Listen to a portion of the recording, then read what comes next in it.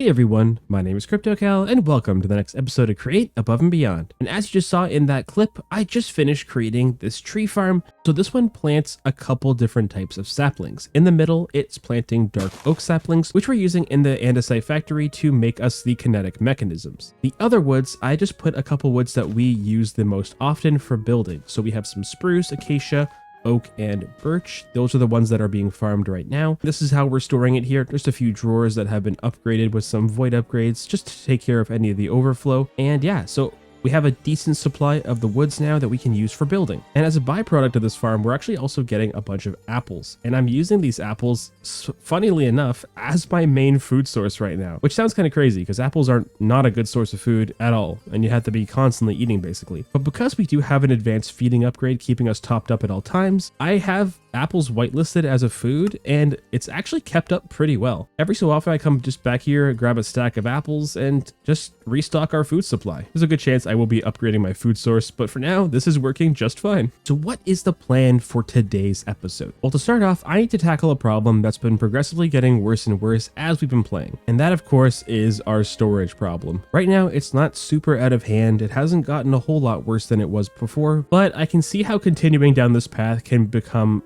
a bit of a nightmare. In taking a glance over at my pin list, you might have an idea of what I plan to do about that, and that is going to be getting into occultism a little bit to get access to the occultism storage system, which in my mind is a very underrated and underutilized storage system. It has basically digital storage in the most basic sense, not quite as strong as something like refined storage or applied energistics, but realistically, for the price of entry, it is very cheap. And I did a little bit of scouting out of what resources and what items we're going to need to get all this set up. And realistically, there isn't a whole lot we don't have already. The main thing that we need is these different colors of chalk to do a couple of these rituals. And the one that we don't currently have access to is the purple chalk. And that is because we have to have crushed endstone. And of course, to have crushed endstone, we have to have, well, endstone, and to get that we have to go to the end. So I think that's going to be our first adventure of the day. We're going to go to the nether, try and get some blaze rods, and with those we can go find the end stronghold and get ourselves a little bit of endstone. Let's get ourselves organized, get some stuff ready, and let's go to the nether. Alright, let's build ourselves a small nether portal down here in the little mine shaft. Alright, the obsidian is placed. It's go time. Let's go to the nether. Oh, well that is strangely convenient. That's a perfect spawn. Grab a little bit of quartz here too, but I'll come back for that later. Let's just focus up and let's get our blaze rods. Loot, gold. I'm trying to think of anything that we could possibly need while we're in the nether.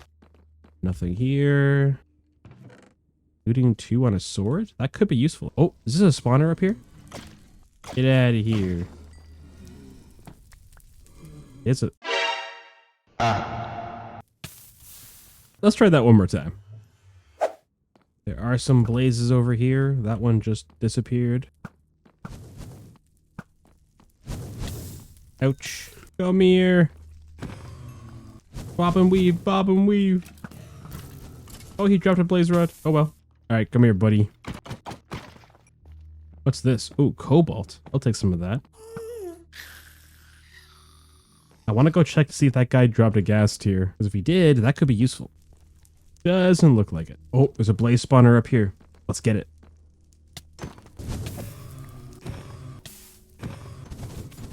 Alright, we have 10 blaze rods. That should be enough for our trip to the end. Let's do one more wave here and let's get out of here. 12 blaze rods. I think I'm going to call it there. Let's head home and get ourselves prepped to go to the end. Alright, 12 eyes of ender have been made. That should be enough to get us there. I can always make a few more if I need to once we're there, but let's go ahead and see which direction we're going to be heading. Let me just double check. Kind of northwest. So maybe we can actually make use of the nether to travel a little bit faster. And northwest will take us in that general direction. So I think we could probably just head out and see what we can find along the way. I'll take this opportunity to also repair some of my tools with some quartz. I know in the future we are going to need the weeping vines. So I'll actually, while I'm here, grab a couple stacks of these, as well as the other ones, the warped vines. There is also a bastion over here, but I don't think I'm going to bother going into the bastion quite yet.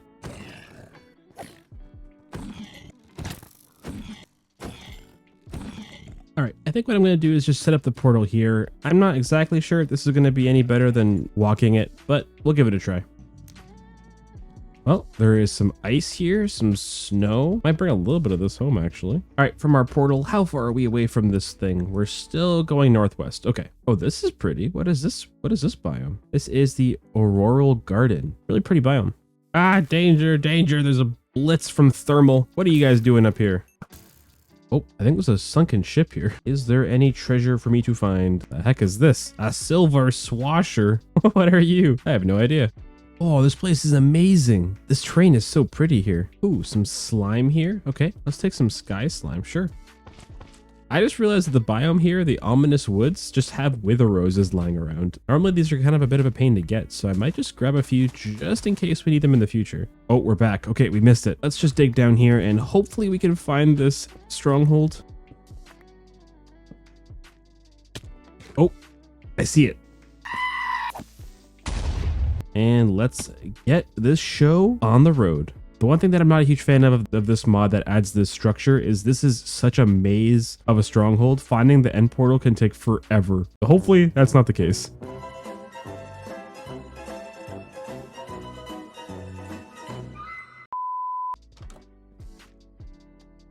I found it, finally.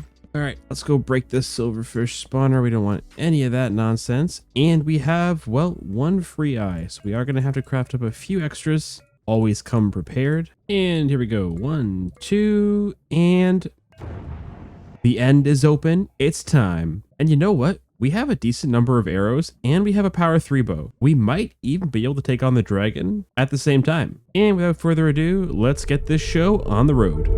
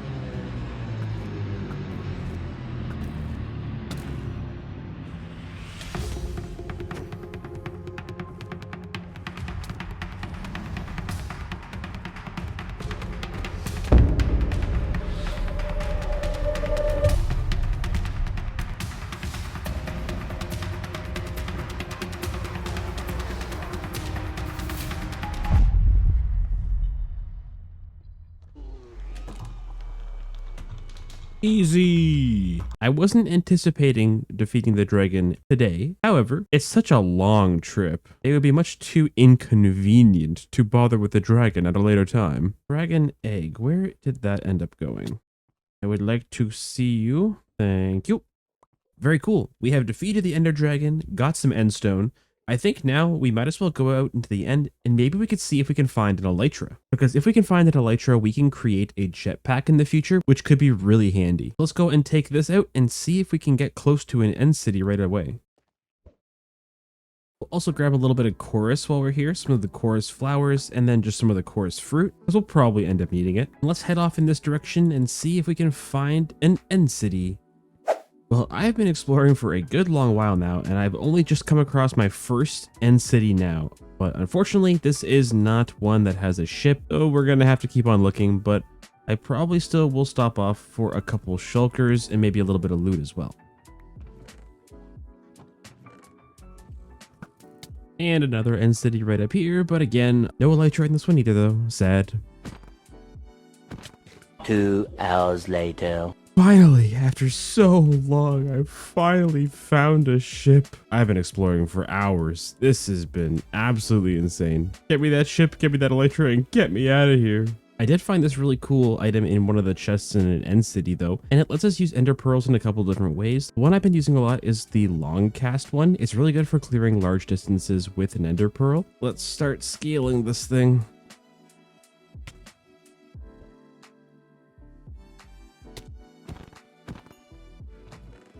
There it is, the elytra. Nice. I also am gonna grab the dragon head if I can get around here really carefully. No! Oh man. Whatever. I'll find another one another time. But with all that being said, I think that's a success. I say we head back home and start working on some storage stuff. I was not planning on being out there that long, but it ended up just being a bit of a grind, and we ended up getting the elytra, so that's all that matters. For now though, we should have everything that we need to start getting into occultism and getting that storage system up and running. And to start off here, we have to plant these demon dream seeds and grow them up till we get some of the fruit. Then if we throw one of these on the ground and light it with a flint and steel, we'll get this purple spirit fire. If we toss in some books, we should get some taboo books. The oak saplings will turn into oak saplings from occultism. Feathers turn into the awakened feathers, and black dye turns into purified ink. We can also get a few stacks of andesite and throw this in, and that's how we're going to get this other stone. We are going to have to make some more expensive items too, so let's get a few diamonds and start throwing these in. These are going to convert into these spirit attuned gems, of which we're going to need to get a couple of these and turn them into these crystals. So if we place an oak sapling down here from occultism, you'll see that it looks just like a generic oak sapling, nothing out of the ordinary. But if we eat one of these demon dream fruits, we get all fuzzy looking. And if we bone meal this, now this is actually the special log that we want. And I'll actually grow up this one too at the same time. There we go. From that, we got the otherworld wood. And I actually might want to do that one more time here. Yeah, a little bit more of this stuff. There we go. I'd say that's probably good. We can then take some of these logs and throw them in here. And that's going to get us the otherworld ashes. And the other material, the other stone, we're just going to put a little bit of this inside of our smelting setup here. And that's going to turn itself into the burnt otherstone. Crafting up 3 of these ashes with 3 of the burnt otherstone, we're going to get our first piece of chalk, the impure white chalk, which we can then throw into the spirit fire to purify it into the normal white chalk. And to get the golden chalk, we have to make another impure white chalk and combine it with glowstone and gold dust, which will then purify again instead of the spirit fire. One other very important thing we have to craft up is going to be the Dictionary of Spirits, which we're actually going to be using to make these books of binding very soon. The first book we're going to make is the Foliate book. So for this, we have to have 1 purified ink, 1 book, and 1 awakened feather, and then some white dye, all of which should be very simple. There we go. And then to actually activate this book, we have to combine it with a Dictionary of Spirits to turn it into this awakened version. Now, the first ritual we're going to be setting up is the Avier's Circle to summon a Foliate Crusher. We actually need to have one of these guys summoned to crush down some endstone that we gathered into the endstone dust. And Avier's Circle should be pretty easy. This isn't a very complicated one, so hopefully we can just put this down over here somewhere. And we have to get some candles, some white chalk, and then also the golden sacrificial bowl. We can make a few of the normal sacrificial bowls using some other stone. And then we can make the golden one just by surrounding one of these with gold. And I did pick up some candles on my expeditions somewhere here. There we go. We got a few up in this chest. So 4 candles on the sides here, the golden bowl right in the middle, and then just white chalk on all of these spots. There we go. That means it's complete. And we have to have 4 of these bowls surrounding the basin here. And we need to have 1 of each of the different dusts. We have to have an iron dust, a copper dust, zinc, and gold. All that's left to do is to click on the middle with this book of binding, and the summon foliate or crusher has started working. So very soon here, we're going to have a little guy who's going to do all of our crushing tasks for us, even though he's going to be very slow because this is the beginner's foliate crusher. And here he is, our little guy. I'll give you some endstone here. Get munching. He thinks it's tasty, I think. And there we go. Some crushed endstone. We need to combine this with another white chalk, crushed endstone, and some crushed obsidian to get the purple chalk. Crushed obsidian, we're actually going to be having to get inside of the crushing basin. We put in a little bit of obsidian just like this. I think this should turn into the dust.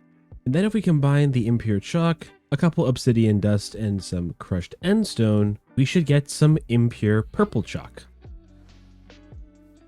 Keep going, buddy. You're doing great over here. You're killing it. Love that guy. So here is another one of these rituals that we have to set up here.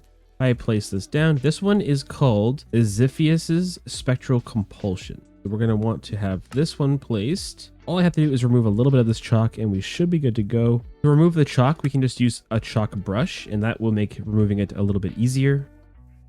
add in the yellow chalk in here.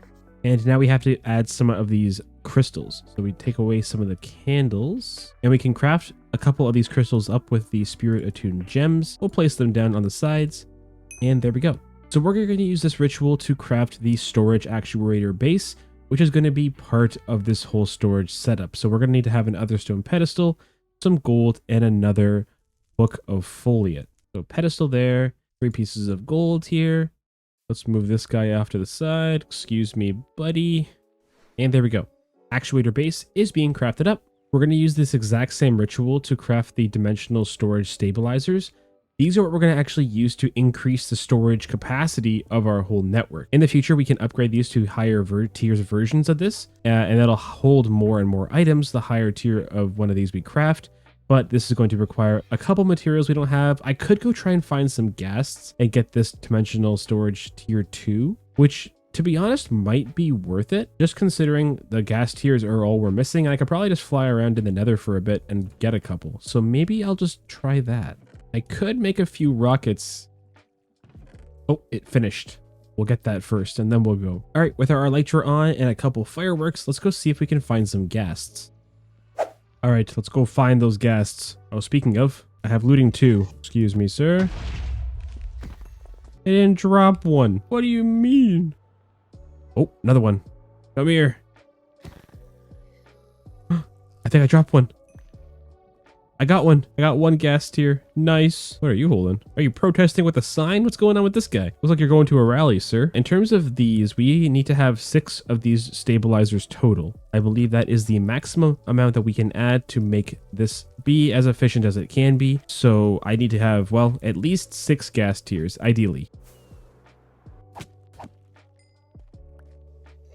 Another ghast. Come here, buddy. I think he dropped one. Maybe. Oh, we got 2. Oh, 3. Wow, that was great. Oh, ghast. Come here, buddy. Wait, no, over the lava. Come here. No. Unfortunate spot. I think the drops must have gone into the lava. Oh, actually, while we're in the warped forest, I do need to have these blue vines too. Not over the lava, please. Go away from the lava. Why do you do this? We only have 7 rockets left. And the elytra durability is looking pretty bad. Get out of here. Oh, oh, oh, oh, yes, yes, yes. Oh, I think he dropped one. He did. Just one, though. Bye. I'll just probably wait around here and try and find one more ghast and get that last ghast here that I need. In the meanwhile, though, some bone block for some free bone meal? Heck yeah.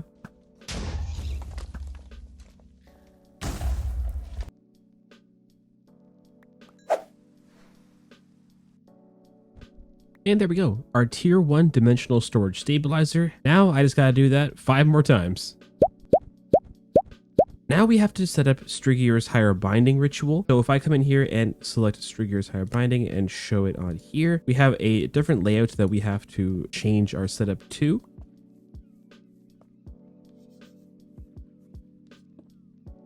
The first thing we're going to make is the dimensional crystal matrix, which is where we're going to store all the items. This requires a different book here than we've made before, which requires some green dye and also the other materials. Back at the beginning of the first episode, when I was gathering all of those ferns up for the green dye, this is actually where this is going to come in handy because I do have in here somewhere, yes, a stack of ferns, which is going to give us more or less a stack of green dye. There we go. Let's grab one of these books here to get this started. 3 quartz blocks, 1 ender pearl, and the book. This is binding it into the dimensional matrix, and I'm pretty sure this craft does take quite a while, so I'll see you in a sec. Once I've finished this one, we're going to go ahead and upgrade all of the storage stabilizers to the 2nd tier, and then once we've upgraded those to the 2nd tier, we can set the whole thing up and actually have a functioning storage system. We can get rid of all those chests, we can empty out all of our backpacks. It's gonna feel amazing. Modern Minecraft really is difficult without a storage system. There are so many items to contain, so many things to keep, and you never want to throw any of it away because there's gonna be a chance that it's gonna be useful at some point. And oh, I think it's done. Let's grab it. There it is. The dimensional crystal matrix, and I'm pretty sure I can craft this together if I grab out the storage actuator base. I think these just craft together. Yes, the dimensional storage actuator. And to be honest, I don't really have a plan as to where I'm going to have this set up right now. The nice thing about this storage system is it is very easy to move. You can pick it up very similarly to a shulker box and move it anywhere in your world you want to, which makes setting up a new storage building for it in the future something that we can do, and it's going to be super easy to move. Let's place down the actuator right here. So if we click on the dimensional storage actuator, this actually has an inventory we can take a look and see, and it looks very similar to a lot of different storage mods, similarly to refined storage or to applied energistics. Has a crafting grid. It has JEI functionality, and you can see all the items here in different orders by quantity or by name, etc., etc. This number here is currently our storage capacity. This will allow it to store 128 different stacks of items. And when I say stacks, I don't mean stacks of 64. This actually uses larger quantities to determine what a stack is. And I believe the number that constitutes a stack with occultism storage is something over 1,000. So it is quite a good amount of items that can be stored just with this one actuator alone. And now that we have this tier 2 dimensional storage stabilizer, this is where the real power of this whole system is going to show. Let's just build up a little bit here, and this dimensional stabilizer has to be facing into the little floating cube thingy, just like that. Now, instead of only 128 stacks of items, this thing will now hold 640. And you can do the math on that. That is a good number of items that can be stored just with this one stabilizer alone. So I should be able to start dumping items into here. So let's just take in some white dye and some of this other stone slabs. We can put a couple things in here that we don't need anymore. Now, as you can see though, even though this does hold a good number of quantity of one type of item, when you add things like chalk that has different amounts of durability on it, or any sort of gear piece that can't stack, this will unfortunately count as a single stack of items. I'm pretty sure you could even stack items like minecarts in here. For example, 2 minecarts. Normally these are unstackable items, so they would normally use up their own stacks in here. But because this treats unstackable items also as their own thing, this only, as you can see, uses 1 stack. So I can put 2 minecarts in here and it only went up by 1. Unfortunately though, different NBT data items like the chalk does not count. So you're going to want to limit the number of NBT specific items that you're putting inside of this system because it'll clog up your system fast. Essentially we can have up to 6 of these facing into the cube because, well, it has 6 different faces that it can face in from. 1,664 different item types can be stored inside of here, which that will cover all of our storage no problem. I believe these can be upwards of 5 blocks away from the cube, so you can actually have the stabilizers a decent distance away if you want to do some decorating around it or whatever. And not only that, but Occultism does also offer a wireless access point to the storage, and it is unbelievably cheap. All we have to do is use a couple ender pearls, this inert storage accessor, which is just some very basic materials, and a pizza quartz with one of these books, and this will provide us with infinite access to our storage completely remotely. No power, no transmitters, nothing. It's just free wireless access, which in some cases beats out a lot of the popular big storage mods that require some form of wireless connection. This just works. It's so nice. And here we go. The last one is crafting up finally, and I have a little setup here that I've kind of just thrown in some other stone as decoration, just so it looks like the storage stabilizers are actually being held up by something, even though it's not pretty. And I've started moving items over from the chests here very slowly. Just have been grabbing a handful at a time here and just chucking it all in, and we only have 135 out of 2,688, and soon to be even more because I just got the last one done. Throw it in right there. Yeah, 3,200 slots for items. That is insane. Such good value of a storage system, and honestly not that bad to set up. The hardest part about this whole storage system is having to have the crushed endstone, so it does mean you have to go to the end first, which might be a gateway in some mod packs depending on what you're playing. The last thing I want to craft with the Streaky Ore's higher binding is, of course, the storage accessor, and now that we actually have a storage system, that's going to make this so much nicer. And there we go, storage remote is being crafted. And to make this thing work, all we have to do is shift right click on the controller here. Now we can access our storage with our remote from wherever we are in the world. We can also put this into the hand slot in our baubles. There should be a keybind here for storage accessor. We'll change this to our normal one that I use, which is tab. There we go. Wireless storage is now accessible. And now, for the most part, I think we're pretty much done with this occultism setup for at least a while. So I think what I'll do is I'll just take it all down. It's super easy to set back up again if we ever do need to. But this guy can stay. He is friend shaped, so he stays. I think it's about time that we get rid of all these chests and clean this entire area up. And to make this go a little faster, I'm just gonna throw all my items inside of here and just keep the axe, and we're just gonna start breaking stuff.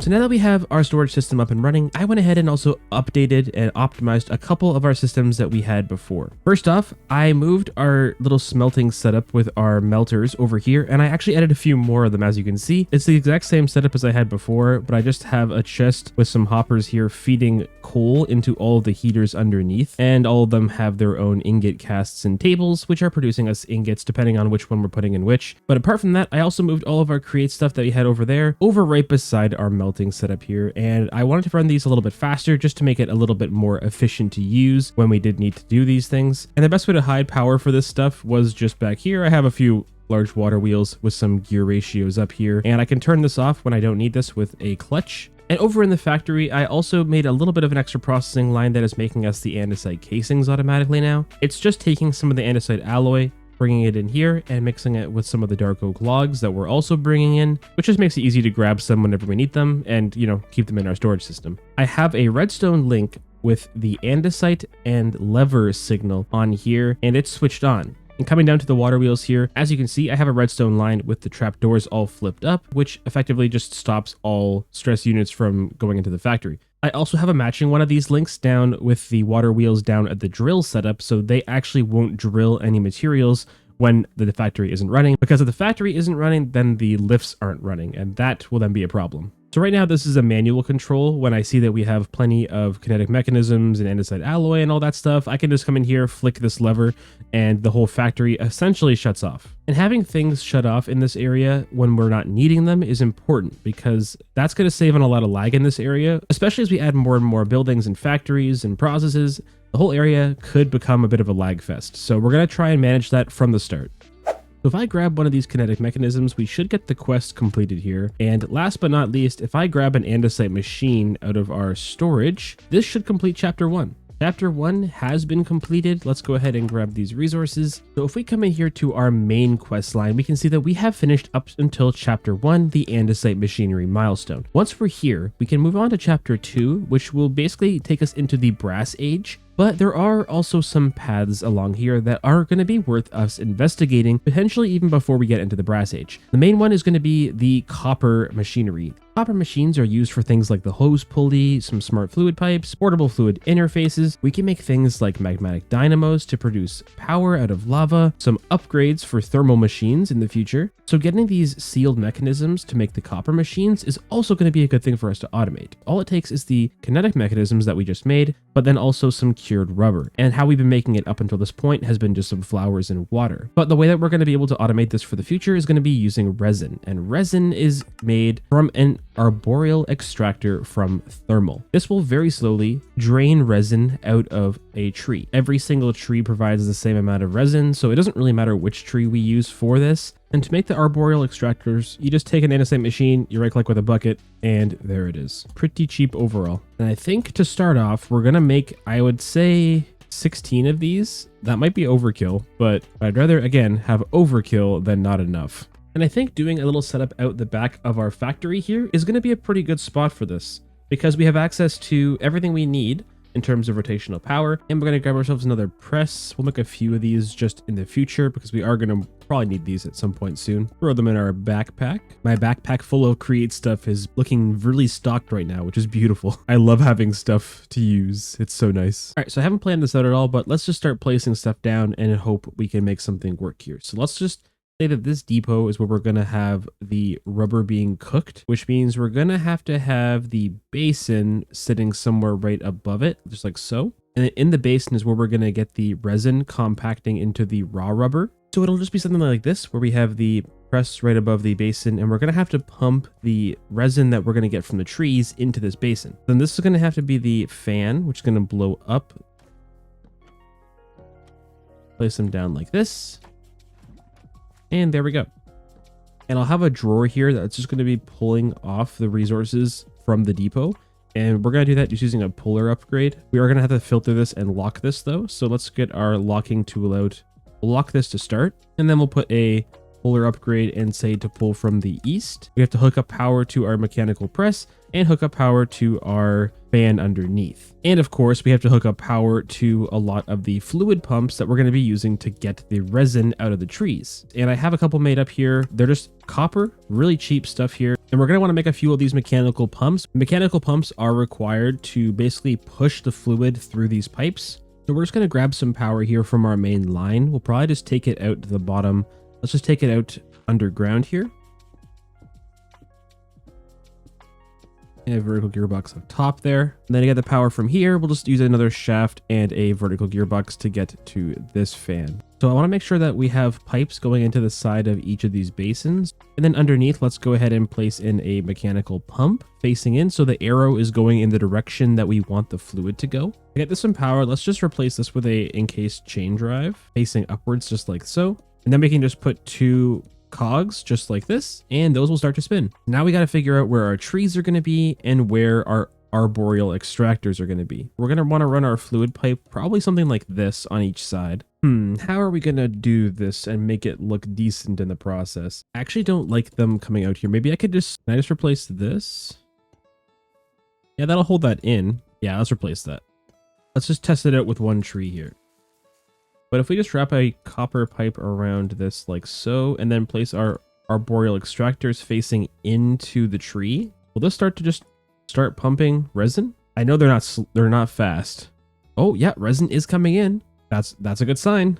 So then what we'll do is we will have another mechanical pipe going in facing the other direction. So we'll flip it around so the arrow is going the right way, and we'll do that on both sides. We'll run the shafts along with some encased chain drives just to bring the power up, and then we'll also just put a cog here to spin them. Then we'll move on to the next set. I think I'll actually move this drawer. Honestly, I'm not a huge fan of the location for this, and getting access to the rubber is going to be a little annoying. Maybe we'll just put it in like here. We can copper case this just to make it look a little bit nicer, and then we can just change the direction of our pull so that we're pulling from the south. Oh, it just went. It just went our first piece of rubber automatically, and we'll put that inside here. Now let's expand this out. So we're going to want to do this on both sides, and we can trim a little bit of this away. We don't need all these leaves. So here we'll have a space, the next arboreal extractor, and then the next tree. So the next tree is going to go right here.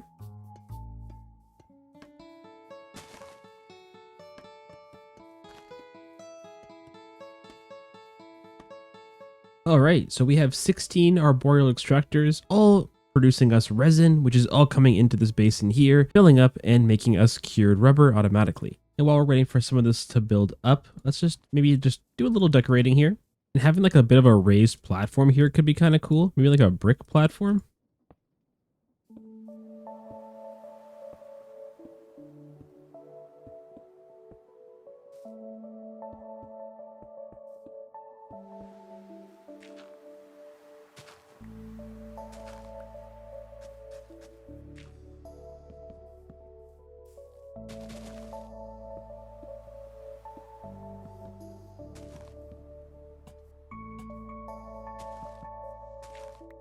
I think this is actually a pretty cozy little spot here. And I think this whole area just kind of feels connected now. Now the cured rubber is just now coming in automatically. I do want to keep the cured rubber separately because cured rubber is required to make the belts. So I want to have the cured rubber in stock. And then when I need to make the copper machines, I think I'll just manually make them with the rubber because then I can have a stockpile of rubber whenever I need. So currently we have 34 pieces of cured rubber. That might be enough to make one machine, 19 of the sealed mechanisms, and with a couple of copper casings, we can make our very first copper machines up. And I'm actually going to use these right away. I'm going to get out a little bit of redstone, and these will then turn into these hardened integral components, which can be added to our arboreal extractors to increase their output. And this increases their scale factor by 2. So instead of putting out 25 millibuckets every time, they will put out 50. So that's just going to scale up our production here and make it so that we're getting rubber a lot faster, which is good because we're going to want a decent supply of rubber for belts and all that other stuff as well. So I'll probably work at getting these all upgraded with those components in between episodes, just so that we have all of them, all 16 of them running at the best speed they can be. But with rubber taken care of, I think that's going to be a great place to leave it for this episode. Thank you so much for watching, everybody. I really hope you did enjoy this episode. If you did, feel free to leave a like, comment, and subscribe to the channel. Also, be sure to join the Discord if you haven't already, and I will catch you all in the next episode. Bye!